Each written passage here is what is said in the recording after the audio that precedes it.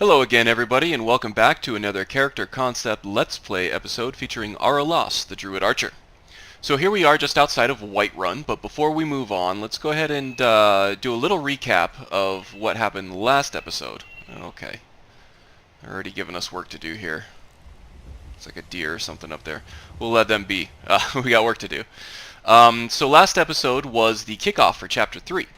I spent part of that episode going over what Araelas had done between the time of the Chapter 2 finale, where he collapsed outside of Windward Ruins here, and where he was at previously in the last episode. And basically, Bjorn saved his life. Bjorn was able to carry Araelas into Dawnstar, where Araelas was able to get the help that he needed from the innkeeper there. They kind of nursed him back to health there. Mostly just exhaustion and exposure were what caused that for Araelas,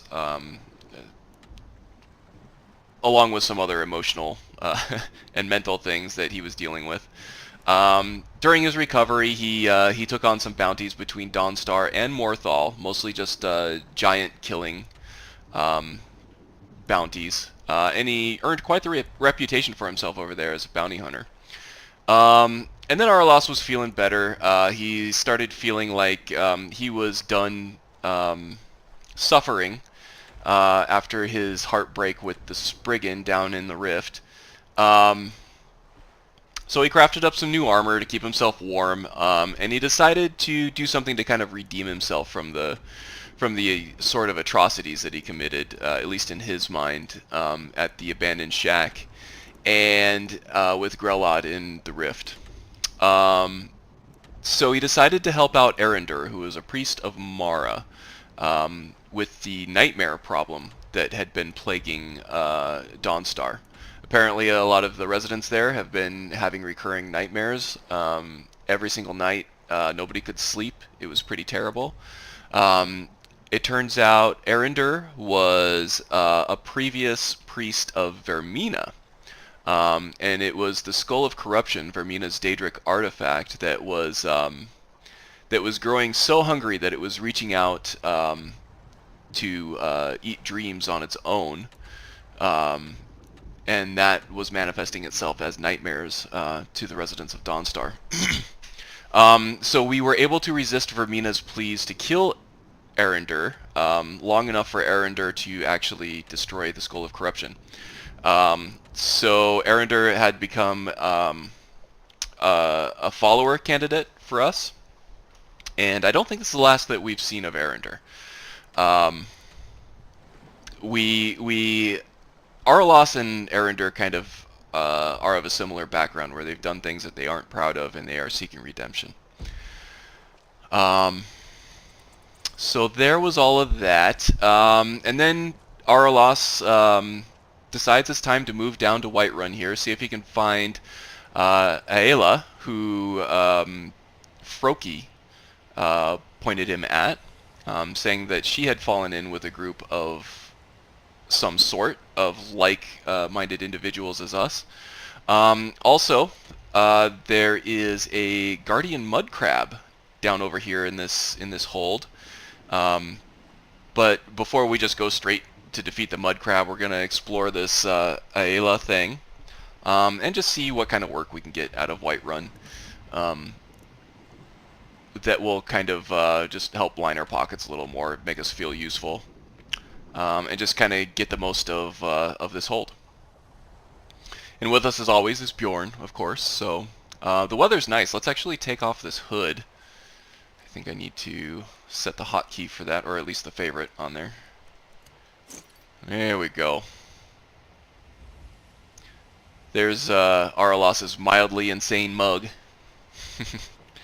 Dressed up a little bit by the jewelry bestowed upon him by Froki. The circlet of archery there. Oh, is there a giant over there attacking somebody? Okay, let's see if we can help out here. The guards aren't doing anything? Come on, guys. Oh, okay, he's gone down. Wow. You guys are pretty strong. Well, that's taken care of. No thanks to you. Well, I couldn't get a shot in for what it's worth, but it didn't look like you guys needed any help anyway. Certainly not. But a true warrior would have relished the opportunity to take on a giant. That's why I'm here, with my shield brothers. What's a shield brother? An outsider, eh? Never heard of the Companions? An order of warriors. We are brothers and sisters in honor. And we show up to solve problems if the coin is good enough. You do sound like like-minded people.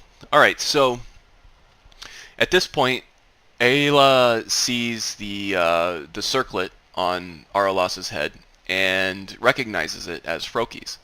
Aela was, after all, a protege of Froki before Araelas and Haming became his proteges. So she knows the circlet well, and she immediately asks Araelas where he got it. And Araelas is completely forthcoming. He says that he got it from Froki, and that Froki had helped train him a little bit, and actually pointed him here to look for Aela and a group that she had fallen in with. So at that, this is Aela's response. Not for me to say. You'll have to talk to Kodlak Whitemane up in Jorvaskar. The old man's got a good sense for people. He can look in your eyes and tell your worth.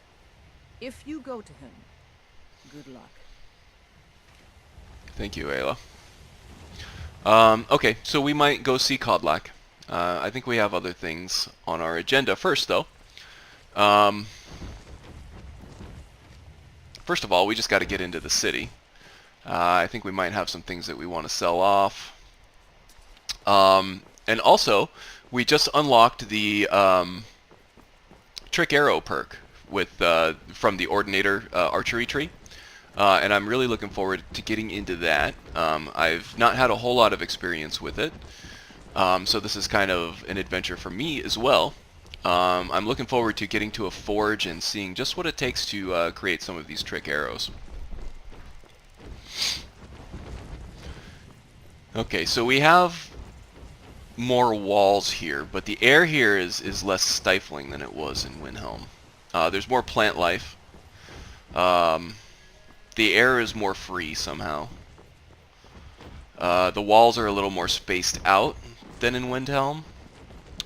And maybe it's just a lack of the snow. It's more plant life, more grass and wind than there is just snow in the air and on the ground. And there's some sunshine.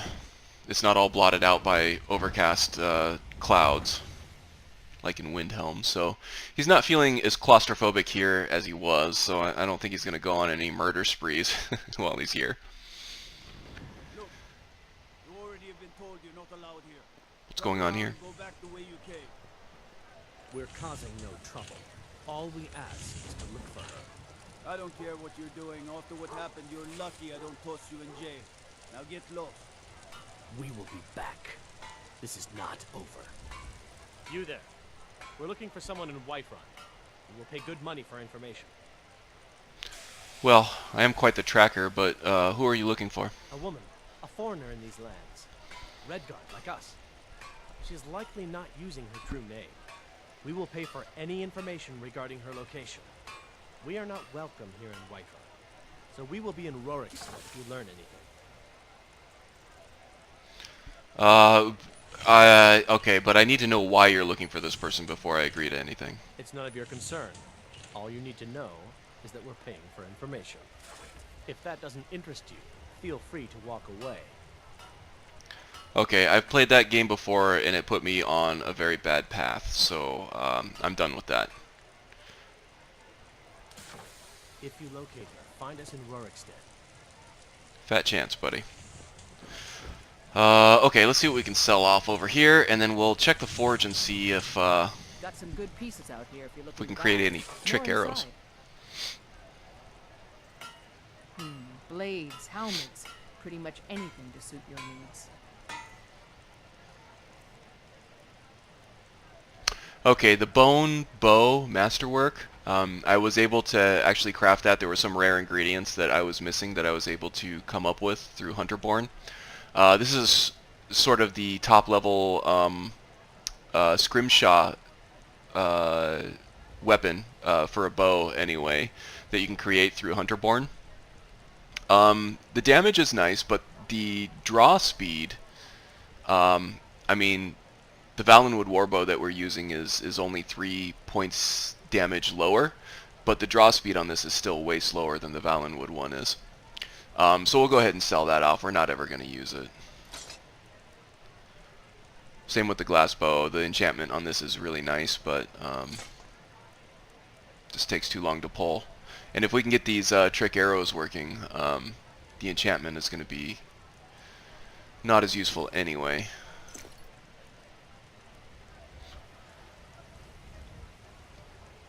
Okay. Don't forget to check inside the shop if you need anything. Hate to be rude here, but let's let's just barge our way in. Okay, so right off the bat, it looks like we can create some elven arrows of grounding. So we get a return of 25 arrows for 100 elven arrows and 4 void salts. So that's quite a steep price, but it does look like the enchantment's pretty nice on that. Explodes for 50 points of shock damage, and targets can't cast spells for 10 seconds. That sounds great, actually. Let's go ahead and make those.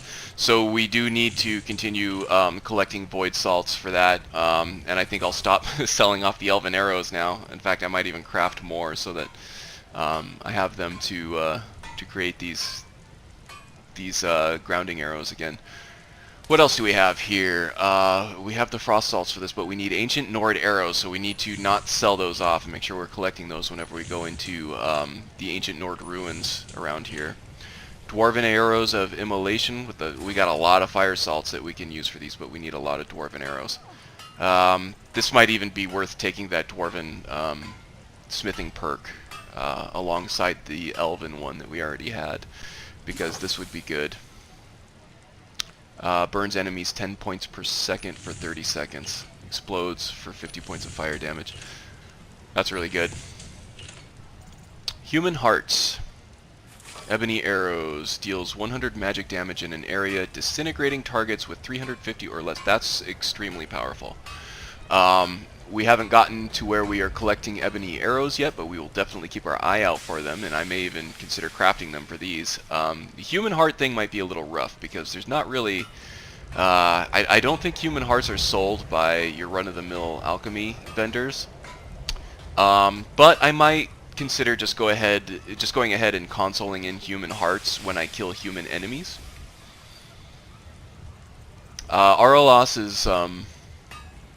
he's skilled enough at field dressing and gathering ingredients from animal corpses. I think he would be able to do that with human corpses as well, without a problem. And him being cannibalistic by nature kind of means he wouldn't be too squeamish about taking human hearts from slain enemies anyway. So I think I could do that. The grounding arrows we've already made. Maze renders targets motionless and unaware, but invulnerable for 15 seconds. So this is kind of just makes them ethereal, I guess, but motionless. That is good enough to take somebody out of a fight for 15 seconds. So we need a lot more glass arrows for that, and scrolls of soul trap. So that's something we haven't had our eye on yet, but we could check different court wizards, their inventory, to see if they have any of these things for sale, because they do sell scrolls for sure. So now we have Orcish Arrows of Force. So these require 100 Orcish arrows and 2 ingots of orichalcum metal, just to kind of, I guess, reinforce the arrows, and it flings all targets in a 10-foot radius into the air. That sounds very powerful as well. Also, this is another one that might be worth investing a perk into, the Orcish Smithing Mastery perk.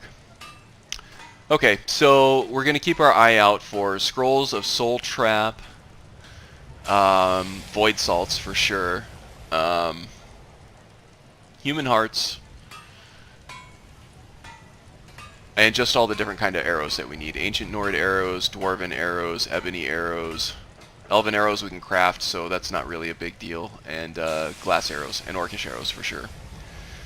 So we got to keep our mind on that. Um, Got some good pieces out here. If you I can do all that, all More the selling and buying and stuff off camera. I spend a lot of time at the But for markets now- so I can learn the merchant's trade. I need more experience if I'm going to run an inn someday. Okay, thanks, Isolda. Araelas likes it here. It's warm. There's generally an air of positivity in the air. There's some tension. There's some other things floating around in the air, but for the most part, people are just living their lives here. They're simple existences that they're completely content with, just doing farming and selling. They're a little on edge about the Civil War, of which Whiterun is caught in the middle. But even that doesn't seem to be weighing on them too much. There's a little bit of conflict here, but nothing more than is natural for humans. But there is I work with my mother. an underlying, or I guess overlying, sense of almost suffering. There's something calling for help over here, but he can't put his finger on it. The people here seem to be calm. There doesn't seem to be much going on in the way of anything insidious or anything. He doesn't feel like any dark forces here. Just something that's calling for help, something that's in anguish for some reason. But first, let's stop in the inn. Sometimes they're good about giving bounties and seeing what's good for work. Warm food, warm drinks, and warm beds. Araelas is at the point now where he's not going to blindly hunt down targets that he's given anymore.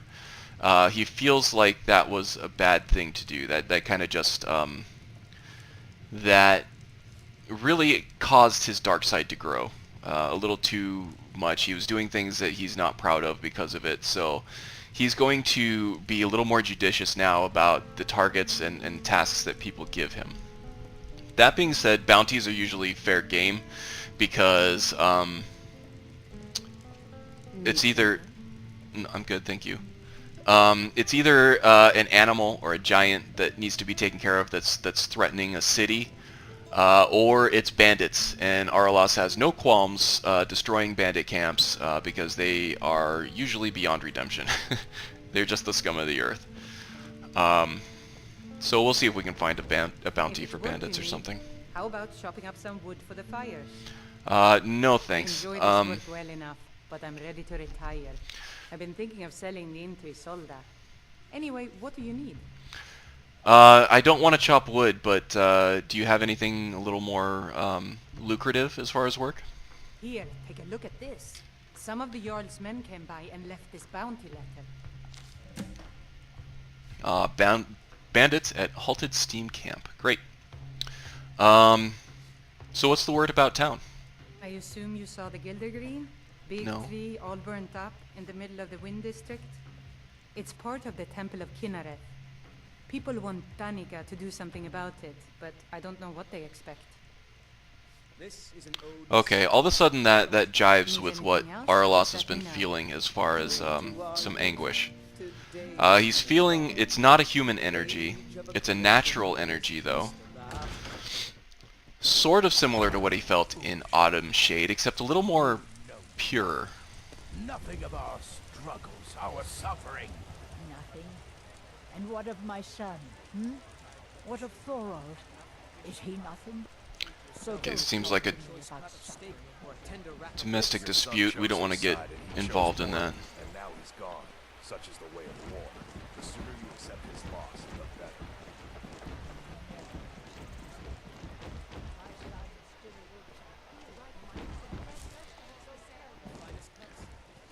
As Araelas approaches the Gilder Green, he realizes that this is the overlying sense of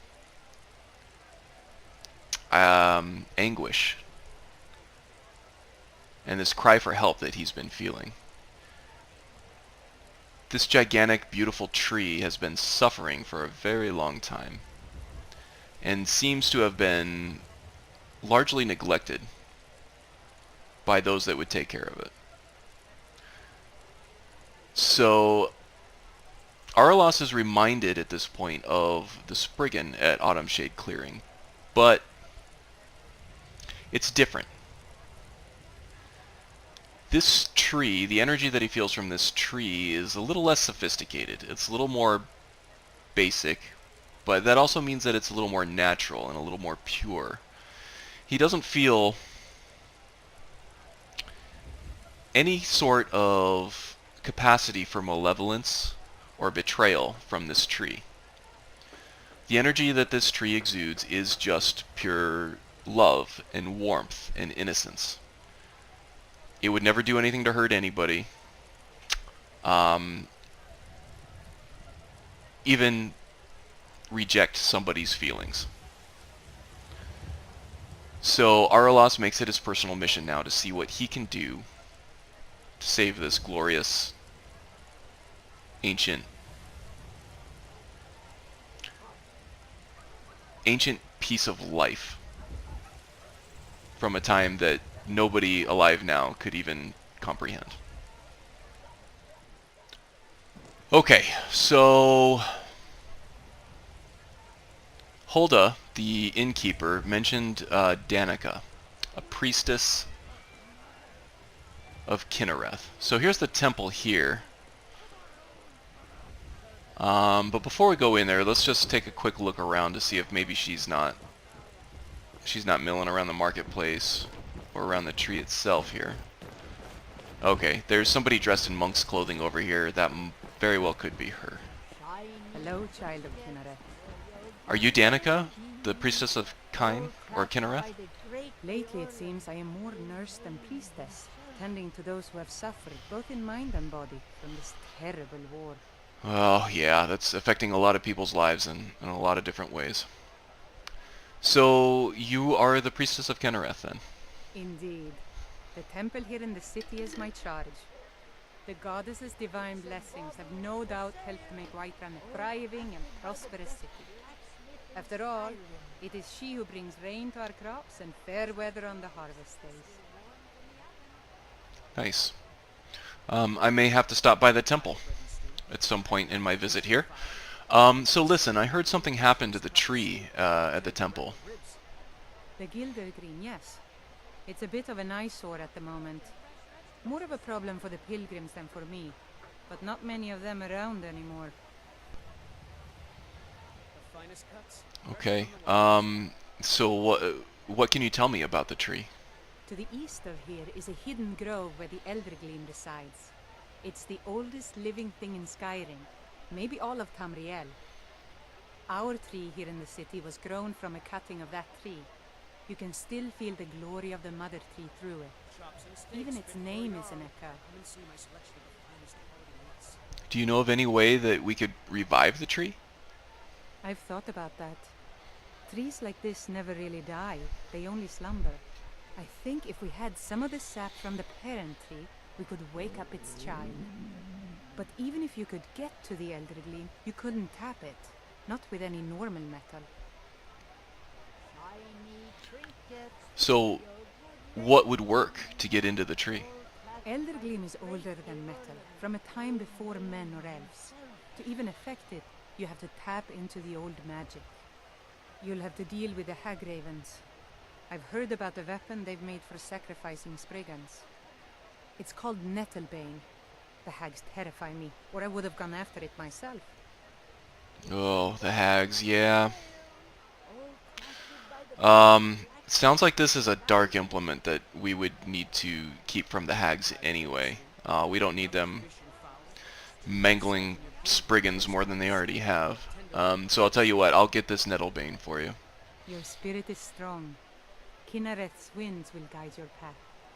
It's held in a Hagraven nest called Orphan Rock. Okay, so she marks Orphan Rock on our map, which is down here. In fact, we'll go ahead and mark that as our active quest. So we have a little bit of a journey ahead of us to get down here. But I think Araelas is going to make this a priority. he felt the plea from the tree up here, and it sounds like the priestess of Kinnereth is a little overwhelmed with her duties as a healer during the war, to really do too much about this thing. And honestly, it seems like she doesn't care that much about it anyway, which is kind of a shame, seeing as how this thing has probably been around much longer than anybody here. Could you spare a coin? Of course. Just 1 gold, please? Here you go. Oh, thank you. Divines, bless your kind heart. You're welcome. Okay, so before we head over to Orphan Rock, we're going to have to camp out for the night somewhere because it's getting kind of late, but we do want to check out the Temple of Kinnereth here.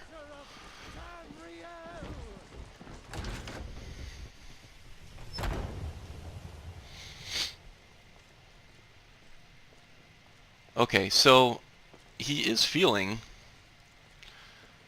a certain warmth and love and life coming from this temple.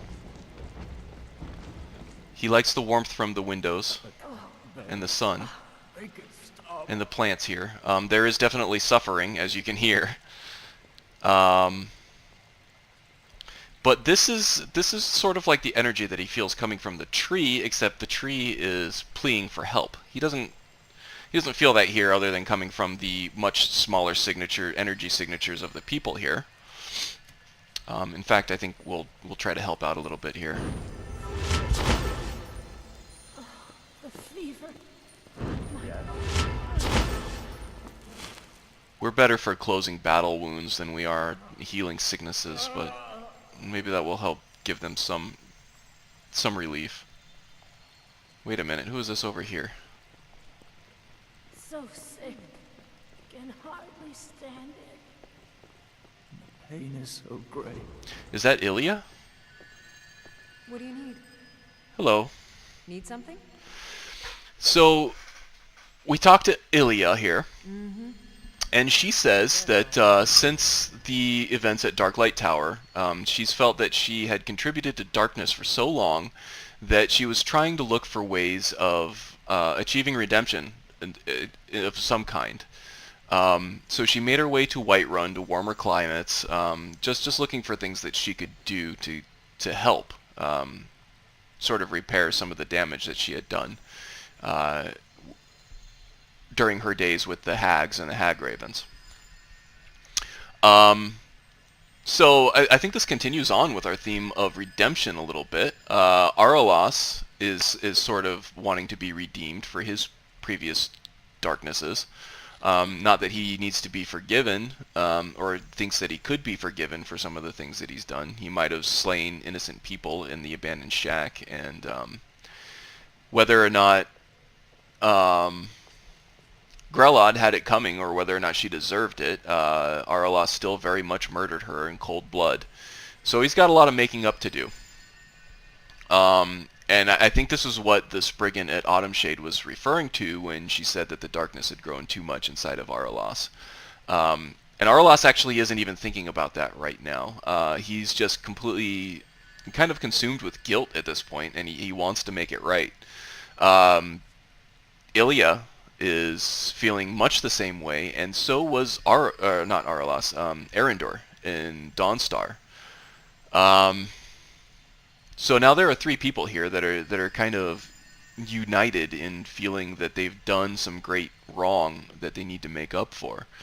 So I can see the 3 of these people teaming up a little bit, and I can definitely see Ilya teaming up with Araelas to take on these hags and this hag raven to get Nettlebane. So we make arrangements with Ilya. We're going to come back in the morning to get her. We're going to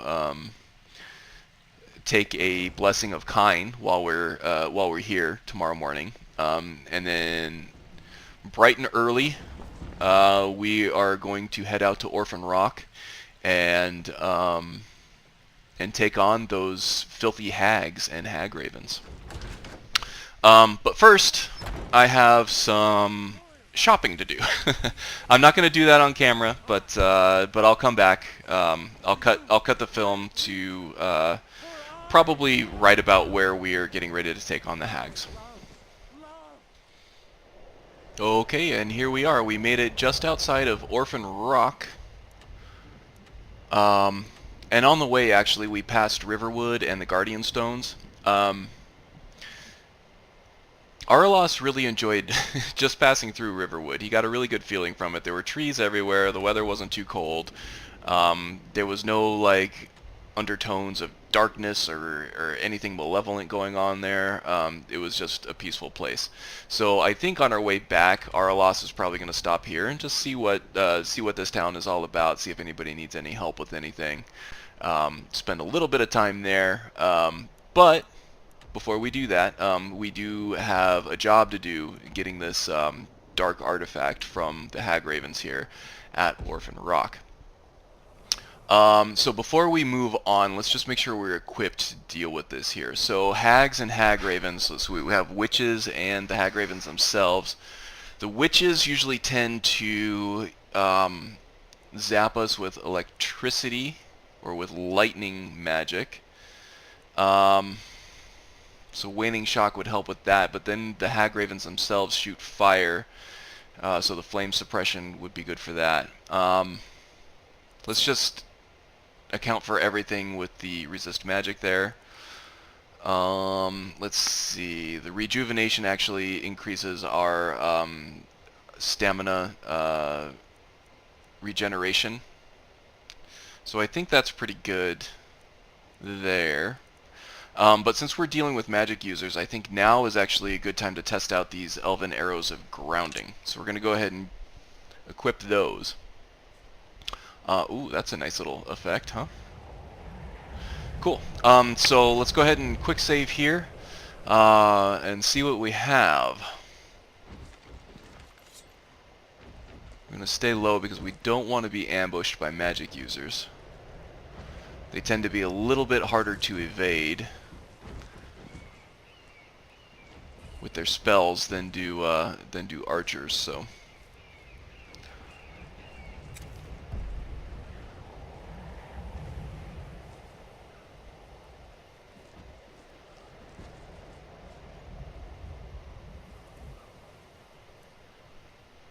Okay.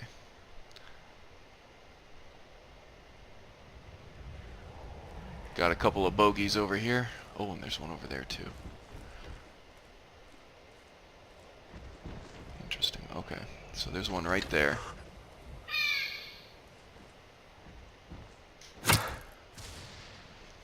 Didn't hit anybody with that.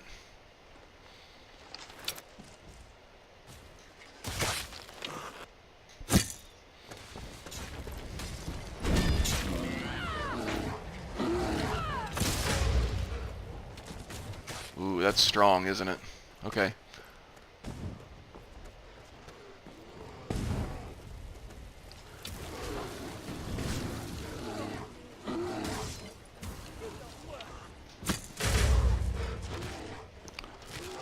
Okay.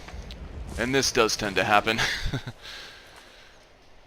Go ahead and quick save it here.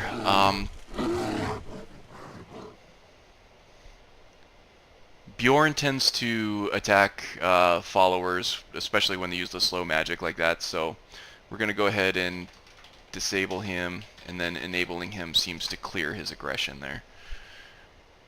There we go. You better now, buddy? Yeah, alright, we're good. So let's see, we took out 3 hags now? Oh crap. Alright.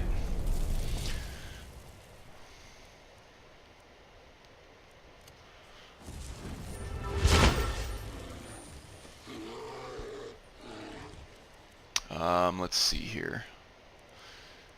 It might be worth it just to switch to that other necklace now. So let's flame suppression and get our bow back. Make sure not to stomp on any of these runes here. There might be one more witch over here. Looks like not. Okay. So now we just have the Hagraven to contend with. Looks like Ilya is peppering her with frost magic. That's good. Got her distracted. There we go. Alright. So trick arrows for the win, huh? Those are pretty strong, especially against magic users. Holy crap. Alright, so yeah, this kind of shows the power of the Ordinator Archery Tree, huh? Okay, so what do we have here? We have a Hagraven chest with some gold in it. Oh no. We have a dead Spriggan. Even though it was a Spriggan who broke our heart, Araelas still respects the purity of light that these Spriggans in the aspect of the forest exudes and represents in some way. Okay, it looks like Bjorn needs some healing.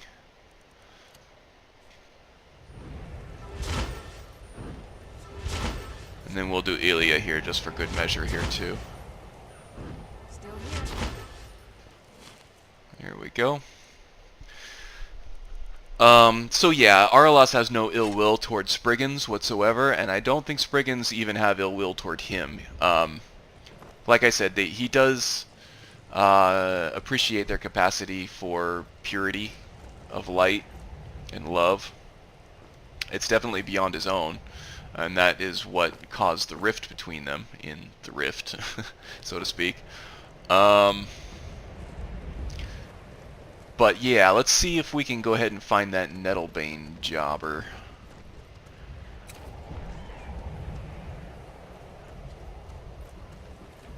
Would have been had by the Hagraven herself, I believe. So we have to find out where that Hagraven's body went. This is just a witch. Or a hag, I guess.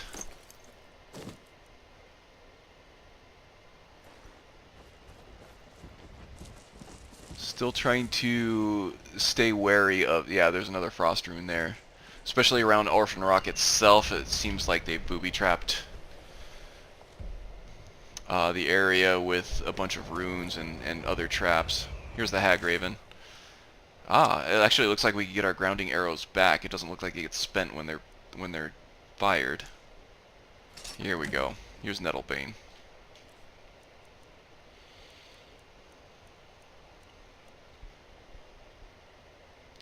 Yeah, quite a creepy item here.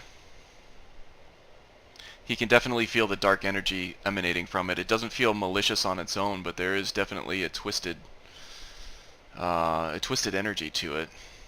Something very unnatural, magical for sure. He doesn't like holding on to it, but he feels like it's safer in his hands than anybody else's, particularly Hagraven's, as it seems like they were doing some pretty devious things with the poor Spriggan up there. Okay, so it looks like we have some corpses to loot, a little bit more exploration to do around this area, but I think this might actually be a good place to call it. So thanks again for watching, and staying tuned for episode 2 of chapter 3. I think we're heading in a more druidic direction now, so we can actually look at Araelas more as a druid archer as advertised. He went down kind of a dark path before. And we may revisit the Dark Brotherhood stuff. I got some ideas for that, but I think at least for a while here we're gonna be going the path of the Druid.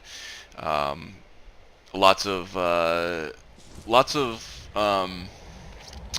actions in the direction of the light, doing a lot of restoration and fighting the bad guys, the dark energy, the forces for evil. As we fight for the forces of the light and nature and life and love itself. Aela, we'll probably take her along on our adventures till we get back to Whiterun, or actually probably until we visit the Gilder Gleam or the Elder Gleam itself, when we go to repair the. Have we actually found the Elder Gleam Sanctuary? We haven't, have we? Yeah, so we'll probably take her along with us until we conclude the quest here, the Blessings of Nature, to repair the Gilder Gleam in Whiterun. But yeah, I think that does it. Thanks again for everybody who has stuck with me for so long. I am excited about where this character is going. I have a pretty well-defined roadmap ahead of us. So all I have to do is play, record, and edit the videos and share them with y'all. As always, thanks for watching, and I appreciate any feedback. Let me know what you think. And I think that's it. See you next time. Bye, guys.